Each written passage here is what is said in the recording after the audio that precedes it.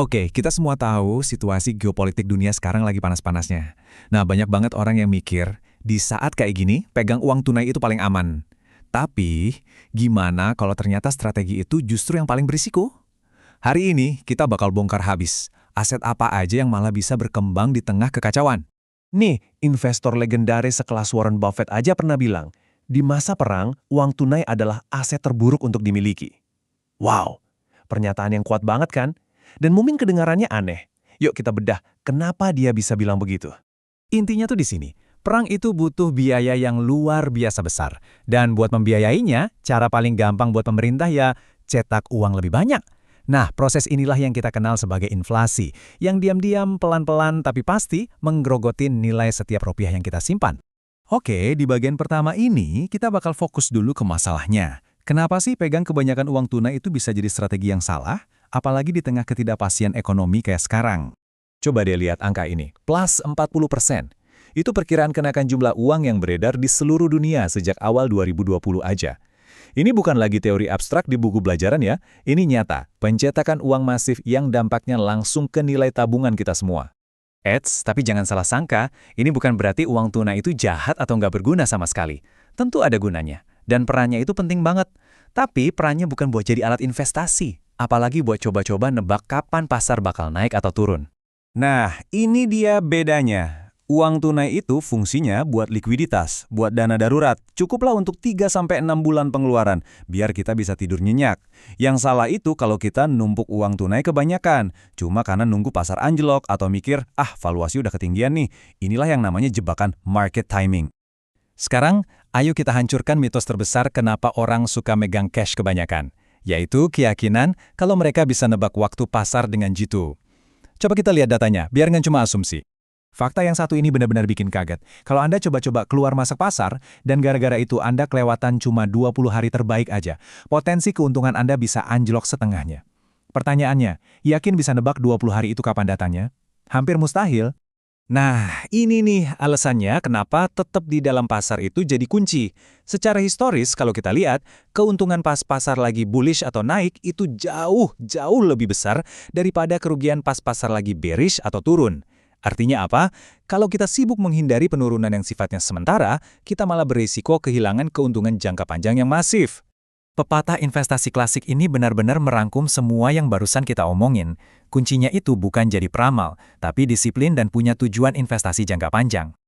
Oke, jadi kita udah paham ya masalahnya, pegang kebanyakan cash itu beresiko, dan coba nebak pasar itu strategi yang gagal. Terus solusinya apa dong? Nah, sekarang saatnya kita masuk ke panduan yang isinya data, bukan cuma opini, buat menghadapi ketidakpastian ini. Inilah 3 jagoan kita, Bitcoin, emas, dan saham pertahanan. Mungkin kedengarannya kombinasi yang aneh ya, tapi percayalah, masing-masing punya alasan yang sangat kuat kenapa mereka bisa berkinerja baik di masa-masa sulit. Kita bakal bedah buktinya satu persatu. Pendekatan kita ini bukan cuma katanya-katanya. Kita bakal lihat langsung data dan riset, terutama dari lembaga keuangan raksasa kayak BlackRock, biar kita paham bukti nyata di balik performa ketiga aset ini. Oke, kita mulai dari yang pertama, dan mungkin yang paling modern di antara ketiganya, Bitcoin. Data dari risetnya BlackRock ini nunjukin pola yang sangat menarik. Coba deh fokus ke kolom Bitcoin. Pas eskalasi AS-Iran, return-nya dalam 60 hari itu plus 26%. Waktu Rusia invasi Ukraina, tetap positif. Dan pas krisis perbankan di AS, loncat 25%, setara sama emas. Polanya cukup konsisten kan?